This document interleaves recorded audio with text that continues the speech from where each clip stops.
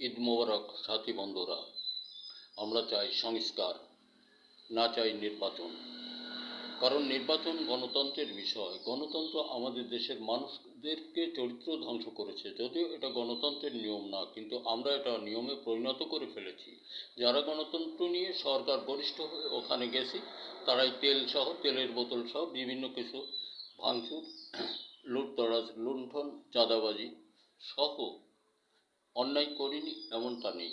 কাজে কাজে আমরা ওই নির্বাচন আর চাই না, আমরা চাই সংস্কার। সংস্কার সহ ডক্টর ইউনূস সাহেব যতটা কাল বেঁচে থাকেন উনি অতদিন চালাবেন ও পরবর্তী সময় ওনার হাত দিয়ে মানুষ তৈরি হয়ে যাবে, ওনারা চালাবেন।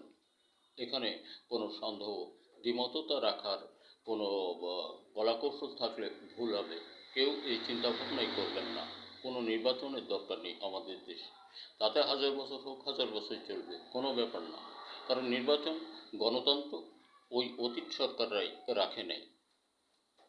শেখ থেকে শুরু করে আজকের দিন পর্যন্ত কোনো গণতন্ত্রের আভাস এদেশে মাথা উত্তোলন করে দাঁড়াতে আর পারে নাই, পারবেও না।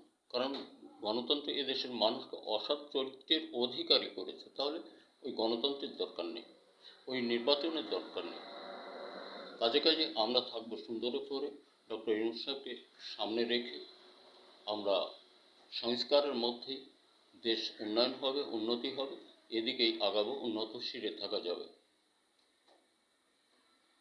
আমরা পার্শ্বের দেশ বলতে গেলে অনেক অনেক অভাবগ্রস্ত এক সময় ছিল। লুটে খেয়েছে যে কয়টা বছর, এই কয়টা বছরই তারা কিছু খেয়েছে। যখন লুটতে আর পারছে না, তখনই তারা আবার ঠিক সেই অতীতের মতো অভাবের সাগরে হাবুডুবু।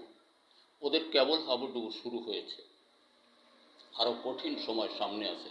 কারণ অন্যায় করলে যেটা হয় সেটা ওদের হবেই। আর অন্যায়কে সাহায্য যারা করেছিল তারাও ঠিক ওদের পাশেই, ওদের মতোই হয়ে গেছে। ওরা আর ওরা প্লাস হয়েছে। এই জন্য আমরা চাই সংস্কার, আমরা চাই না নির্বাচন। আমরা চাই ডক্টর ইউনূস সাহেবের মাঝ দিয়ে এ দেশ আগায় যাক। আর দেশময় ছেলেরা, তোমরা সকল কিছুই জানো, বোঝো। বাজে কোনো রাজনীতির দিকে পদব্রজে না গিয়ে বা অগ্রসর না হয়ে তুমি তোমাকে নিয়ে গবেষণা, স্বরচিত লেখার মতো তৈরি আবিষ্কারের দিকে মনোনিবেশ করো। তাহলে সুনিশ্চিত নিশ্চয়তা করে তোমার একটা অবদান হতে পারে বিশ্বের এক সাহায্যকারী অবদান। সেটা তোমাকে স্মরণ রাখবে এবং বিশ্ব উন্নয়নের কাজে তোমার প্রযুক্তি ব্যবহৃত হবে। দেশবন্ধু কৃষক আমরা সকলেই যেন চাষাবাদ, ফসল উৎপাদনে দিক হতে সরে না যায়। ধন্যবাদ। দেখা হতে পারে একটা